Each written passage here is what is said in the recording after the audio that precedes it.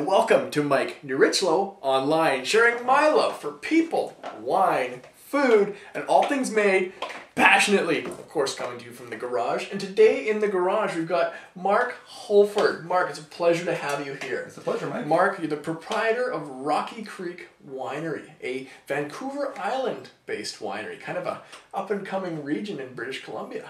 Yes, it is. Awesome. Well, thanks for coming by. It's great to have you here. Tell us a little bit about Mark Holford. What got you into wine in the first place? Well, long story short, but I grew up making wine. My dad made wine. My granddad made wine. All as an amateur. My granddad, especially, a lot of fruit wines, elderberry, elderflower, all sorts of weird and wonderful stuff. That's how I grew up. We were the slave labor. I'd be out picking dandelions, picking choke cherries, picking crab apples. But out of me and my two brothers, I was the only one who was interested in sticking around and seeing what happened to the stuff when we were done. Because that's when we were released, but I'd stick around and I'd actually help make the wine. Okay. And so I grew up from, 8, 9, 10, making wine with my dad, and loved doing it. I thought it was great fun. So as soon as I was off on my own, made tons of wine. That's good. I had a little bachelor apartment with my wife Linda and in Calgary, and a tiny little 400 square foot place. And our kitchen would be full of carboys, bubbling away all the time. Yeah. And my life was, you know what? I'm bottling next week, which means that carboy is going to be finished. Time to start a primary. Yeah. Got to get another batch going. So that as soon as that's empty, I'm just going to rack straight into it. And got up to the point I was making 40, 50 batches of wine a year. That's awesome. And loved doing it. But every friend, all of our family, co-workers, all sorts of people were saying, Mark, can you make me some wine? Yeah. I've got this fruit. I've got this stuff. You're ordering some grapes from California. Can you order some in for me? Can you get me some Cab Sauv or some Merlot or a blend? What can you do for me? And then it was just getting to the point where going, wow, I'm spending a lot of time doing this. But I love it, but it's starting to almost become a bit of a job. I'm not getting paid. So we actually had a winemaker from one of the Gulf Islands come to a party at our house. Yeah. And his son was in the same preschool as our daughter. And so he came over. He tried 8, 10 of my wines that night. And at the end of the night, he had a couple of drinks by that point, of course, but he came to the end of the night and goes, Mark, I don't know what you do at your day job. You should quit your day job. Yeah. You're a fantastic winemaker. He says, most of what you're making here is better than what I'm selling. In fact, if I could hire you as a winemaker, I'd do it in a heartbeat. I can't afford to.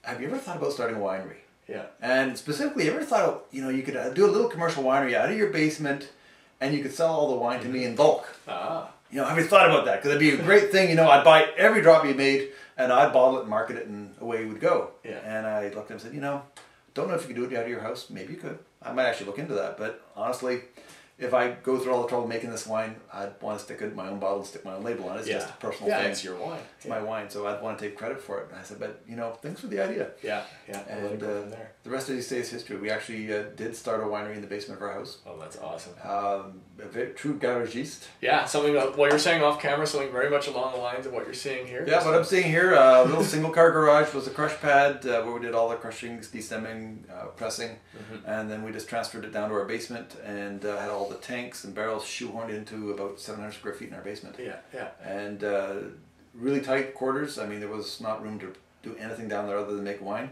Yeah. But really successful.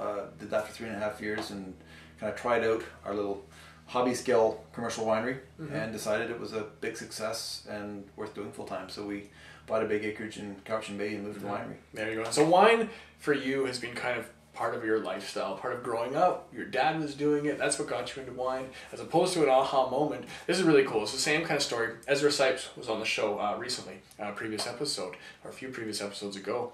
And he's the same kind of story. My family's been making wine. I've been drinking wine since I can remember. I tasted it with my family when I was younger than I'm supposed to be, but it's part of a meal. It's part of life. Wine is as much a part of the meal as the fish is, or as the chicken is. It's part of the meal. So, absolutely. Yeah, super cool. So, island-based winery, Cowichan Bay. You're just south of Duncan a little bit. Yep. How is growing wine on the island? What kind of challenges do you guys face out there? What's the difference between, say, the Okanagan right here, which I'm familiar with, to the island? Well, the biggest challenge I find is the variation. Great example, 2009 to 2010, there was 30% more heat in 2009, just cold hard numbers, and 30% variation. That's hard to manage around. Yeah, those are extreme examples for years. Completely different vintages. Absolutely, but as a winemaker, I still have to make wine out of both, and I have to make good wine out of both. And I mean, the secret there is you have to be open enough to say, well, I have to do it differently. I can't just go down and say, Mark makes wine this way. So I'm going to make it every year. This is what I'm going to do. And I'm just going to follow the steps and make wine. It doesn't work. Yeah. So on cool years, you're doing a little different stuff to try and get the most out of your grapes. On really great years, they do it for you. Yeah, they do it for you. You can just kind of take it easy and the wine makes itself and it's all good. But yeah, on the tough years, you're really having to struggle to pull out flavor and aroma. You're leaving it till Halloween or later to pick. Yeah, you're cropping lower. You're playing with your yields, your vineyards. You're being vigilant. You're trying to think ahead of what the curve's going to do to you. And sometimes you make different products. Yeah. Actually, 2008 was the first cold year that we experienced on the island growing, and so we started making a little rosé. Oh, well, there you go. Again, a lovely French technique, and we've actually continued doing it because it's really fun. We actually take our Pinot Noir, we crush it, destem it, leave it on the skins for 2 days. But then I actually pull off about a third of the juice, turn that into a nice, bright, crisp French-style rosé. Yeah. And then the other 2/3 of the juice has got all the skins, all the seeds, building up a lot more concentrated flavors and aromas to really make a more powerful knockout red. Oh, there you go. And so even on a good year, I still do that because again, the red wine can definitely take a little more flavor, a little more aroma. It's a nice way to kind of improve your red, and you get this really nice side product called rosé. And we started doing that because of the weather, and we continue doing it because it's just good. Well, and it can be such a fun, approachable product, rosé. It's a good introductory level wine for a lot of people, and it can be a very high-end wine. So good with food, often very refreshing, just a fun style of wine. And dudes or guys out there watching, don't be too manly for rosé. Rosé is awesome for everybody. Rosé is awesome, and actually we do little food pairing icons, and we pair our rosé with nachos. So it's perfect patio food. You're out sitting on a patio, a nice hot summer day, you have a nice glass of rosé because it's refreshing. Yeah. Okay, we're talking so much about your rosé, forget it. We were only going to try to taste a few of the wines, but you've got it here, don't you? Yeah, it's in the bag there. It's got to be tasted too because you're... Okay, yeah. Here we go. It's hiding over here. And you got to check out the color of this rosé. Look at that. That is a rosé color, in my opinion. Just very nice and light. And it's a Pinot Noir rosé as well, right? It is. It's Pinot Noir. I have to do a big shout out to Robin. Robin's my 15-year-old daughter, and the rosé is named after her. Well, there you go. It must be... I'm hoping it's awesome because my wife's name is Robin as well. So, there you go. So hopefully we're doing all right there. Now, Pinot Noir rosé, I see you've got Pinot Noir, we've got Pinot Gris, we've got some blackberry. Obviously, you've got to choose certain varieties that are going to grow well on the island. And that's one thing I've always heard is your Pinot varieties tend to work well in the cooler climate there. They do. Yeah. I mean, I guess you guys are still kind of in the rain shadow, right? So you get a nice heat during the summer. We get nice heat in the summer. Again, we're very similar to Burgundy.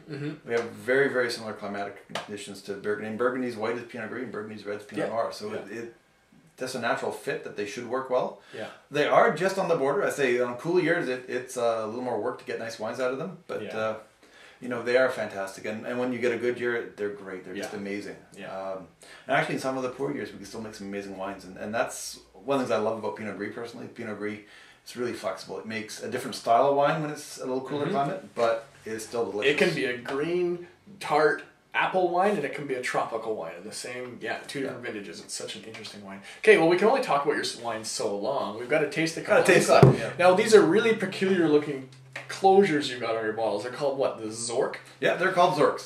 This is the first time a Zork has been in the garage on the show. So we're going to talk about the Zork. So tell me about the Zork and why you've chosen to go with the Zork. Well, the Zork was invented in Australia. We were looking into this a few years ago. I'll actually show you how it opens. It's quite unique. It combines a lot of the best attributes of all the different closures out there. It's very simple to open like a screw tap. You literally just take this tab here. Yeah. It pulls off. Okay, spins around the bottle. Yeah. And then you're left with just a little resealable cork, and gives a nice little pop. Done. Good to go. And after you've poured your wine, if you have enough willpower, you can put the cork back on or the Zork back on and store it for the next day. And so you've got a nice spill-proof, leak-proof nice little closure. That's a great idea. And it's the other neat thing, of course, it's not made out of natural cork, so it won't ever cork your wine. And the thing I love about it too, from a techie point, because I am a bit of a techie, it's got an aluminum liner inside. It has the exact same permeability to air that natural cork does. So the wine develops and ages in the bottle the same way it would if it had natural cork. That's very interesting. So that's my next question to be to you. Now this would be a bit of a nerdy question, but as opposed to screw cap, how have you found it? Because screw cap, I've had a lot of wines that when you first open them are quite reduced. Because of it, do you find the same problem with that, or does it breathe nicely? No, it breathes nicely, and that's the biggest difference is it doesn't have that completely inert impermeable layer. It has a layer that actually does allow it to have a small exchange. Now here's me putting you on the spot just a little bit. When you open it, why do we get the pop sound? Is it vacuum sealed? It's not, but yeah. I'd say that's just I wouldn't say a trick, but it does have a slight. It's actually I think just the water pressure holding in. So as you plug it out, that makes sense. It does create a little bit of a vacuum, so it gives that. But that's the mystique of opening up wines. You want to have that little need pop. That sound. Oh, it's a you need the sound, and we were actually so thrilled when we found out that you still get the little pop when you open it. Oh, that's cool. Well, let's taste. This is your Pinot Gris. And you'll notice as soon as we pour it, it's got some beautiful color. It does. And Pinot Gris, you've seen Pinot Gris this color on episodes. You've seen Pinot Gris this color. This is just nice and lightly extracted. Gives it just some more character. And I'll let you in on a little secret. Yep. My Pinot Gris last year, 2009, was that color. Again, it depends on how ripe the grapes are. Yeah. When the grapes are really ripe, they got tons of color in their skins. You'll get actually very close to what I could do for a rosé. Well, and Pinot Gris are often mistaken. If you don't understand what they look like on the vine, they look like a red wine grape. They're very kind of gray, bluish purple, right? Yeah. But then Funny thing is, a lot of people I don't think understand that Pinot Gris can have that lovely pink color. Because actually we've had some restaurants at the hotels who've said actually they prefer this vintage, which is just a little bit lighter, a little more golden. Public accepts it a bit more just because it's more what they're expecting. They don't expect the pink on a Well, I think it's a rosé then, right? Yeah. Technically, it's got the color of a rosé. You could call it a rosé, I guess. It's made with sort of same style, but it's a white wine grape. Yeah. Now, your Pinot Gris 2010. How much are we looking at for this bottle? $17.90. $17.90. Very reasonable price point. There's the Rocky Creek label for you there. And you've also got suggested food pairings on the back. Pictures. I love that. Sushi, spicy prawns, fried chicken. That's handy. Little pictures. Little pictures. You don't want to spend too much time reading. We want to make it consumer friendly, and we actually did the little color bars again on the sides of the bottles. Yeah. Again, thinking if you have a bottle of the wine at a restaurant and you're thinking, I like that Rocky. No, I'm at the store and they've got 3. Yeah. I only had 1 at the restaurant. Yeah. Which one did I? Oh, it had a blue label. There you go. Yeah, I remember the blue on the label. Okay, it must be the Pinot Gris. Great packaging. Oh, so on the nose, I like this one. We're getting this is your 2010. Again, a cooler vintage, but the nose is very interesting. It's bridging the gap. I'm going to say it's bridging the gap between kind of like a Macintosh apple, like a red apple, and something tropical. Like we're going kind of pineapple, guava kind of realm, somewhere in there. And you should get a little bit of almost a pink grapefruit in there. Yeah, I can see what you mean with that. It's again, this is a cool climate. When you get nice warm climate, you'll get apples going into pear. Some nice ripe flavors. This is I wouldn't say a totally typical Pinot Gris, but it's lovely. I really like. I recognize the nose though. It smells like Pinot Gris. Like it's not a foreign nose or anything like that.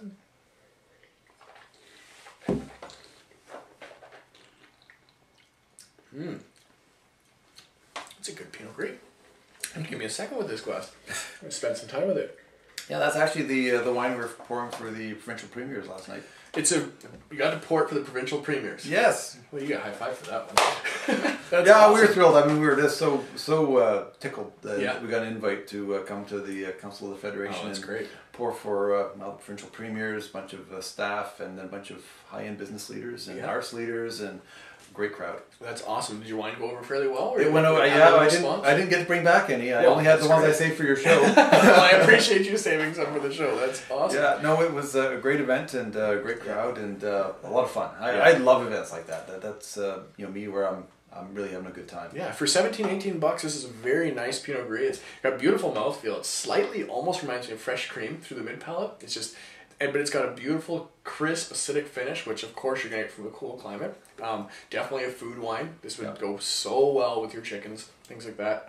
Like you said, Asian foods on here, your sushi, spicy prawns.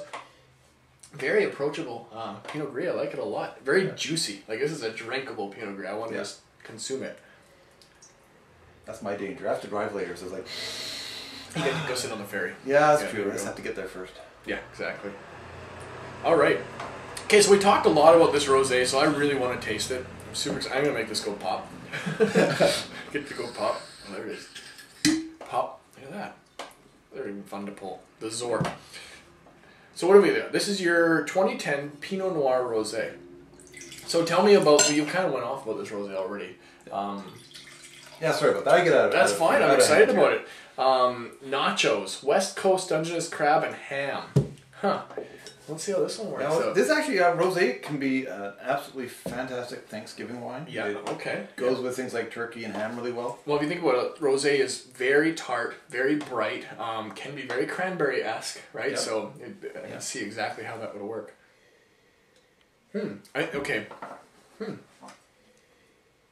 There's similarities. It doesn't smell like the same wine by any means, but similarities to your Pinot Gris. Like it smells like the same person made the wine. We'll put it that way. It's got like your signature. It does, and you'll notice that in the wines. I do have a bit of a style. I mean, the actual technique is very similar. I mean, I soak my Pinot Gris for a couple of days. The rosés, a couple of days on the skins. It's a beautiful, soft colored rosé. The nose, it's got a really interesting kind of floral, peachy nose, right? Something like some red fruit in there. Maybe I would almost say like a very, very light strawberry or hints of pomegranate or something like that.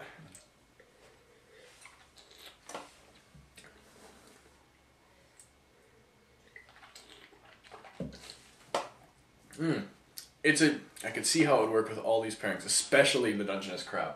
Yeah, I want some crab right now because of that.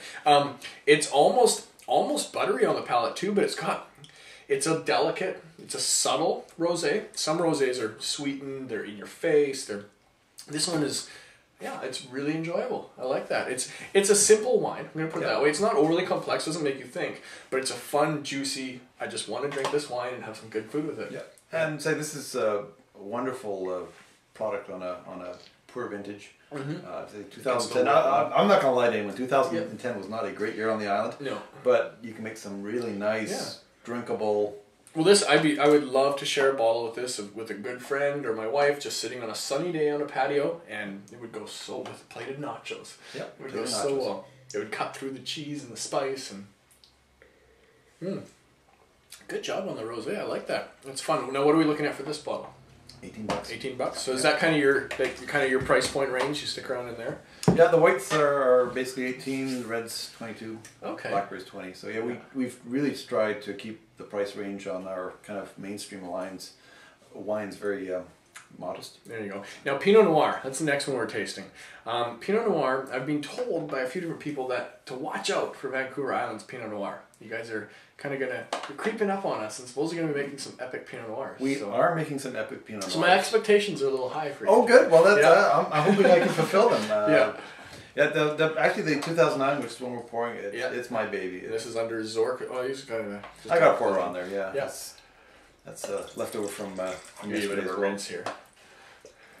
Sorry, carry on about Pinot Noir. No, Pinot Noir has been my baby. I'm definitely a red wine predominant drinker. Yeah.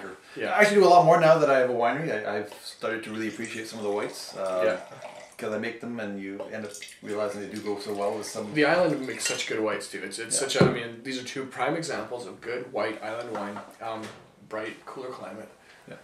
But the Pinot is my baby. I mean, I really work hard to try and make the best possible Pinot I can. And 2009, it gave me such wonderful starting point, having really great, really ripe fruit. And it's a beautiful Pinot color. I can see my hand through the glass. It's not too overly extracted, anything like that. So right off the bat, as soon as I see Pinot like that makes me happy. I don't want to see overly extracted, jammy Pinot. This is familiar to me, actually. There's a few Fraser Valley wineries around here who are doing Pinot Noir. I don't know if all the fruit's from here or not. They try to say it is. Anyway, whole other story. But the nose on this reminds me of it. It reminds me of a cool climate Pinot Noir. That's what it smells like. It definitely is, and there's no mistaking it. It's the island Pinots. I've been to a few blind tastings where they've had wine Pinot from all sorts of different regions. I pick out the island ones. Yeah, that's the only region I can nail 100%. But I can definitely nail if it's an island Pinot. I'll be able to pull it out of the pack. It's quite distinct. It reminds me a lot of. How am I going to put this? It's got some subtle plum. I don't know if you agree or disagree, but it reminds me of kind of wild berry. Is it like plum and kind of wild berry, almost maybe boysenberry or something like that, like a non-typical red fruit. Yeah. I find that very interesting. It's got a really, really neat floral characteristic too. Something to it. There's just something else in there that, it's interesting nose.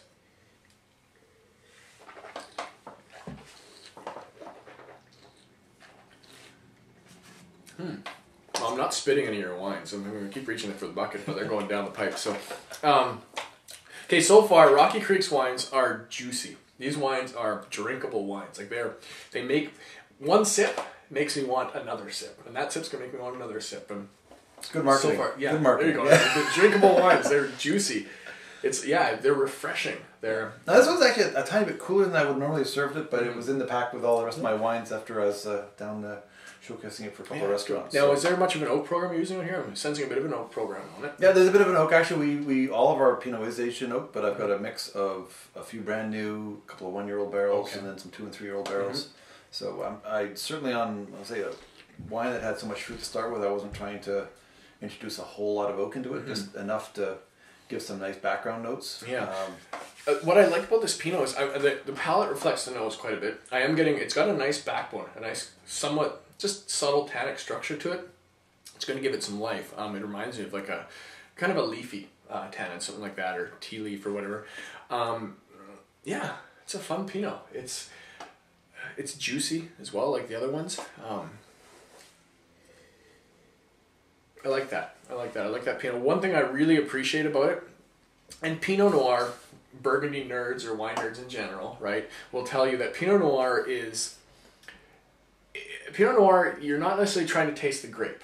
Pinot Noir is a vessel to express its terroir, to express where it came from. And I'm kind of pretentiousizing on you a little bit, even though but it's a grape that's a vessel to describe its place. And this, I think, is a prime example of like that. Like you were saying, Pinot Noir, you can pick out the island ones. I think if I'm assuming this right, but this tastes like island Pinot Noir. Absolutely, 100%. Yeah. And it's interesting because I can break it down even further because we have actually 3 different vineyards. 2 of them we grow Pinot Noir, and I can actually tell the difference between the sites. Between the 2 sites.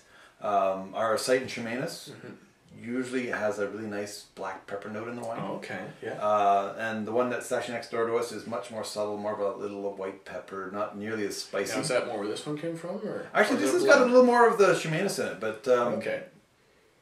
It hasn't expressed itself quite. I think it's a little bit. It's a little bit cool, but I can see where you're going with that. As it warms, I am getting a nice kind of white peppery play to it. It's subtle. It's balanced. It's not.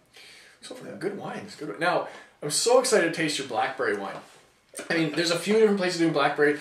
If you're from British Columbia, Lower Mainland, the island in general, you know blackberries exist. They are everywhere. Like you walk on sidewalks and you can snack your whole walk because there's blackberries everywhere around here, and they just thrive here.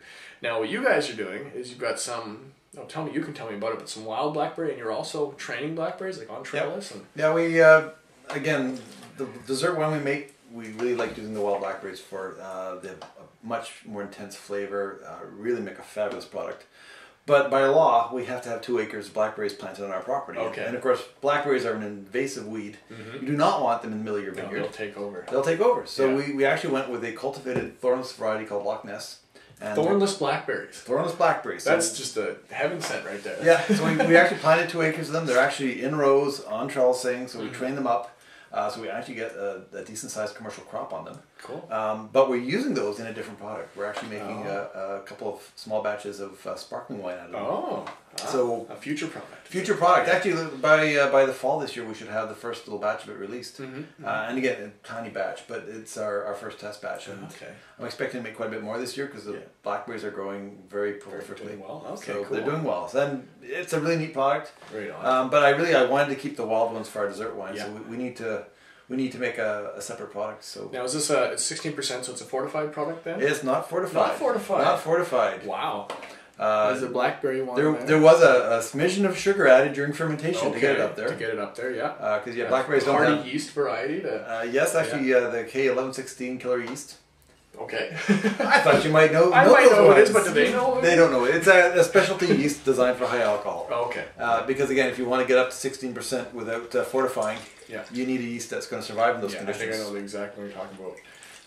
Yeah, and it's quite common. Actually, a lot of the wineries on the island who do blackberry dessert wines use that yeast because even if they're going to fortify it, the closer they can get to their finishing point, less hard alcohol they have to buy, and that's expensive. Yeah, it's not a cheap product. So it's not a cheap product. So and you're allowing the wine to be more true to itself as well. It smells like blackberries.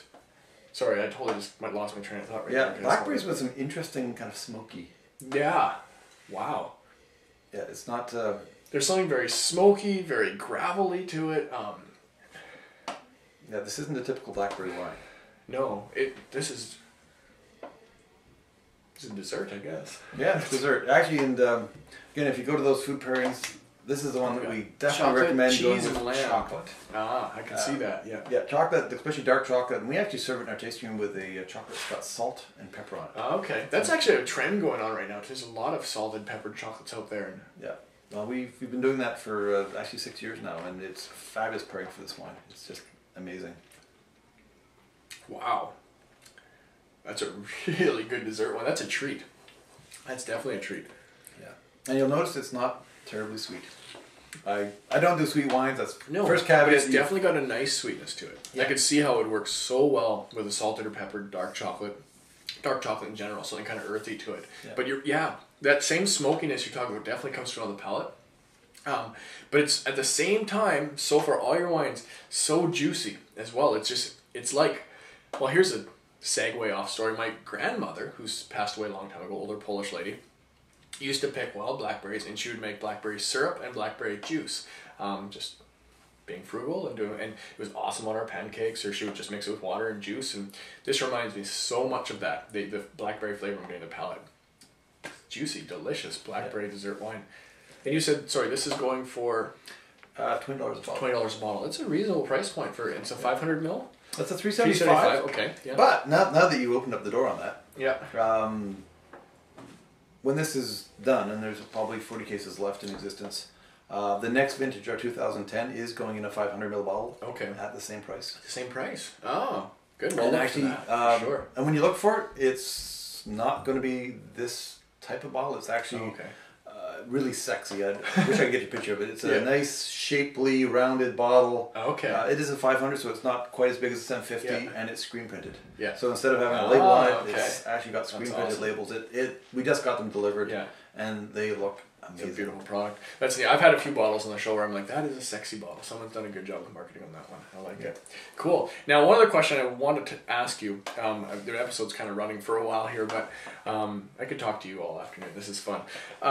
You guys are doing some Tempranillo and some Albarino as well. You got a little bit of Spanish influence going on there. We do. Tell me about that. Well, the Spanish influence is actually coming from a friend of ours. Okay. We have a lovely friend. She and her husband planted 2 acre vineyard just about 5 kilometers away across the highway from us. And her husband was Spanish. And so they planted a whole lot of grapes from northern Spain. Yeah. Because he was convinced, climate-wise, it was pretty close to where he grew up. Yeah. And he thought they'd be successful. So he planted, he had planted some of the typical Maréchal Foch and some Pinot Gris and some Pinot Noir, but he had a big planting of Tempranillo. And we actually both just planted some Albarino. Because she's finally found somewhere we could source the vines from. Yeah. So we went together and we both put in an order, so we both got some. Yeah. And we're going to have both Albarino and Tempranillo. Wow. And we actually that's interesting. Just bottled the first batch of Tempranillo from 2009, and it's the same vintage as our Pinot, and it's going to be absolutely amazing. I mean, for an island wine, it's going to be very interesting. Tempranillo from the island. I've tasted a few from the Okanagan, but I'm very curious to see that one. So when do you expect to be releasing that one? Actually, we're releasing it. We're having a grand release on September 9th. September 9th. I have to make my way over to the island. Yeah, well, I think you've got an invite. I probably have gotten it already. You probably have gotten it. It's probably in the inbox. Yeah, we'd love to have you. That'd be a blast. Because to be honest, we're not going to be doing a whole lot of tasting because there's 144 bottles in existence. Yeah. It's a small batch. It goes back to my days as an amateur winemaker. I am quite comfortable making small batches of wine, so it was a 73-liter batch. There you go. Which wasn't even a big batch for my amateur days. It was an average-sized batch. But it was the first crop of Tempranillo from these island grapes, and we said, I've got to do my magic on. I've got to treat these things like they're my babies. So they had a brand new French oak barrel age, and they've had everything that I could possibly give them to make them as fantastic as possible, and it shows. The wine is just. I'm very excited to try it. Yeah. Very excited to try it. Well, Mark, if anybody, where can they find your wines? I'm assuming you have a website as well. Can they purchase online? They can purchase online, www.rockycreekwinery.ca. There you go. And actually, as far as finding the wines, a lot of the VQA stores on the Lower Mainland and on the island have our wines, so you can find them certainly there. And then there's a lot of private stores. In fact, there's a whole list on our website. So if you're interested, You can find them there, and actually we're in a couple of interesting high-end restaurants in Oh, Toronto. that's awesome. Like Toronto, of all places. Yes, That's great. of all places. It's the only little bridge into the market we've made, but we actually had a couple of high-end restaurants ask for our wines, and I mean, who are we to say no? There you go. Well, everybody out there, I'll have the link below the video for you here, so you can click on it, go check out, learn more about Rocky Creek Wines. I'm very pleased with everything I tasted today, Mark. It's such a pleasure to have you by the garage. So Thanks for having us. Thanks for coming by. Here's to your continued success. Thanks. Yeah, thank you so much for coming by. Appreciate your time. And everybody out there, you don't find many wine places on the planet that are more wine, depretentious than Vancouver Island. So make sure you check out what's going on over there. Huge up-and-comer in the BC wine world. We're looking forward to what's going on, and we'll see all of you on the next episode.